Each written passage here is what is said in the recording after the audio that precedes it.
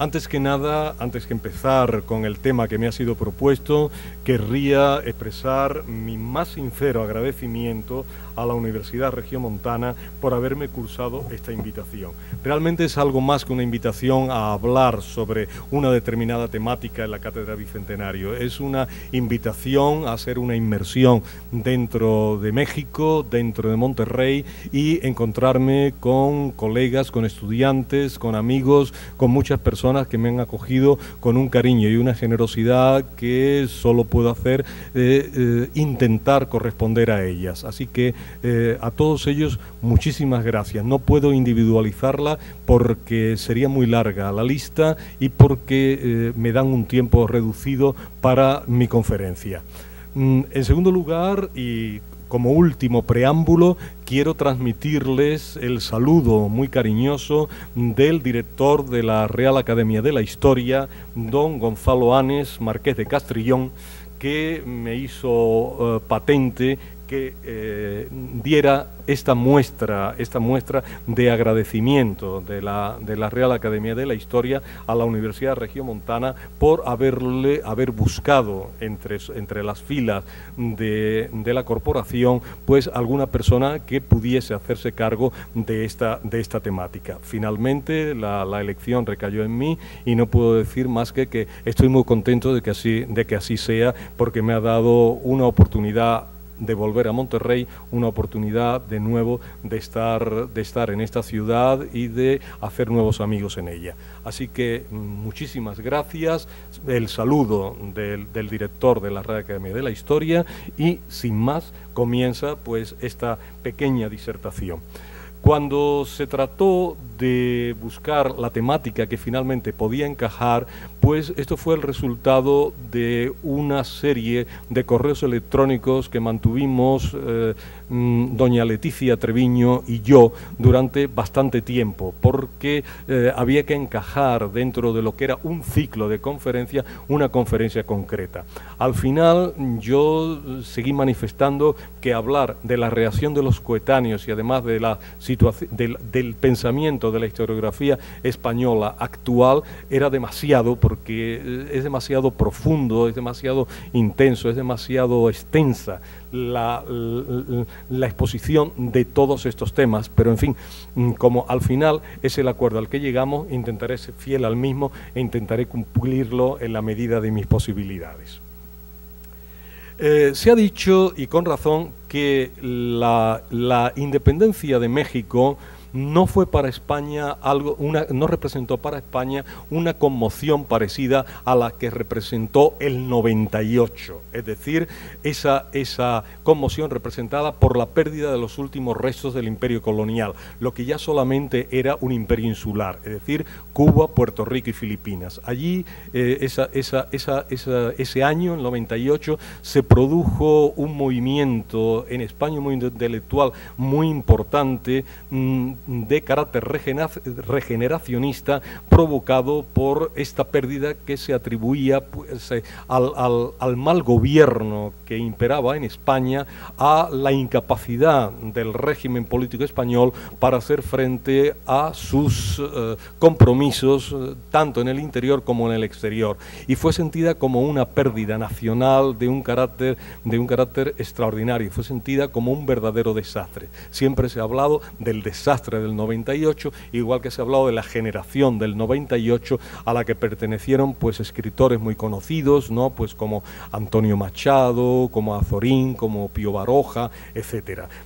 Eso no pasó en el caso que ahora nos ocupa, no solo con la independencia de México, sino con la independencia de toda la América continental, que se produjo, pues, para decirlo de alguna forma, entre el año 1810 y los años 1824-28. No hubo una conmoción tan importante en eso.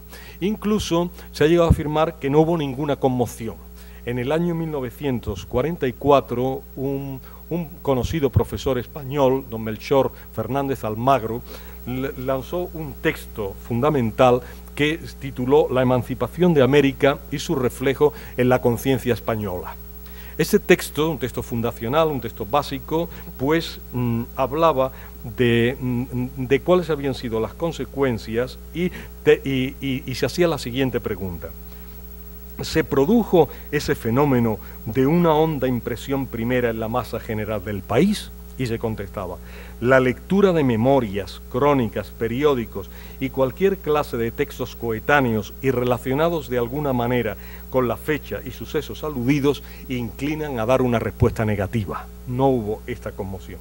Y aportaba una serie de pruebas, decía, los mejores pensadores del siglo XIX no tuvieron ni una sola palabra para las independencias americanas.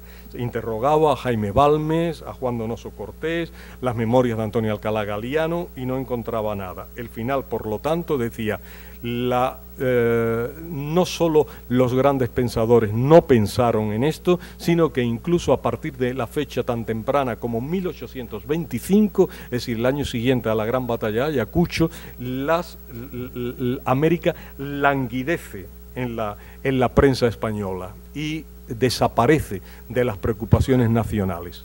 Hace un momento he explicado que una de las razones de que progresivamente España dejara de pensar en su imperio fue la preocupación interna. España empezó a pensar en sí misma, igual que también México a partir de esa fecha tuvo que empezar a pensar en sí mismo y por lo tanto a encontrar salidas políticas a la situación en que cada uno de los dos países estaban inmersos.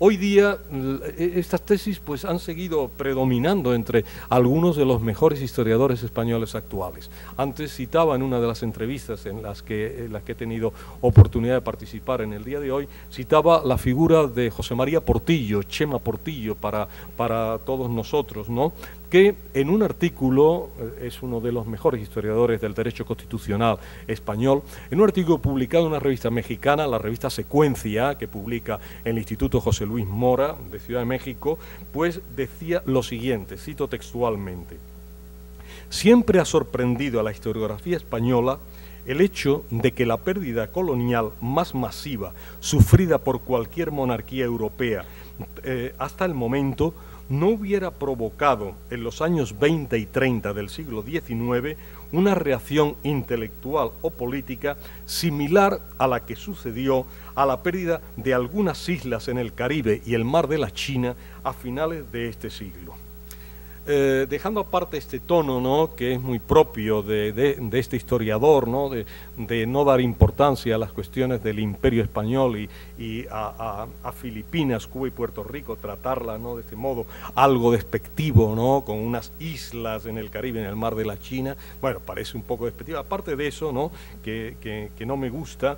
Sin embargo, la verdad es que la conclusión es no hubo una conmoción similar al 98 para nada. Pero otro gran historiador, un historiador en el que todos hemos bebido y que ha sido una referencia para nosotros, que es el historiador catalán Josep Fontana, acaba de publicar recientemente en una historia de España que está haciendo época, que la publica la editorial Marcial Pons, publica el tomo correspondiente a la primera mitad del siglo XIX y dice, al referirse a esto, dice lo siguiente, que prácticamente es una corroboración de lo que dijo don Melchor Fernández Almagro. Dice así: la pérdida de las colonias continentales no parece haber suscitado reacciones en la mayoría de los españoles, puesto que no se menciona en los libros de memorias de quienes vivieron estos acontecimientos. Como dijo el poeta Luis Cernuda, tan conocido naturalmente en México, como el español nunca dejó pasar sin protestas tormentosas eso que en la convivencia nacional va contra su sentir íntimos, si entonces no dijo ninguna palabra ni se echó a la calle, es que nada le importaba, es que nada le iba en ello. Con esta frase, ¿no?, de un poeta muy admirado, por cierto, sevillano y instalado en México, con lo cual pues también aquí pues tenemos una doble nacionalidad, pues con esa frase Fontana liquida un poco frívolamente un tema tan importante. De hecho, no es verdad. De hecho, no es cierto que no suscitara reacciones y los contemporáneos vieron estas reacciones. Y hay toda una historiografía que lo acredita, historiografía que, en honor de la brevedad, no citaré en su plenitud. Son historiadores: Jaime Delgado, Luis Miguel Enciso Recio, Alberto Gil Novales, Diego Martínez Torrón. Todos ellos han trabajado este tema y han llegado recientemente, más recientemente que don Melchor, pero al mismo tiempo o incluso antes que Fontana o que Chema Portillo, han llegado a conclusiones radicalmente diferentes.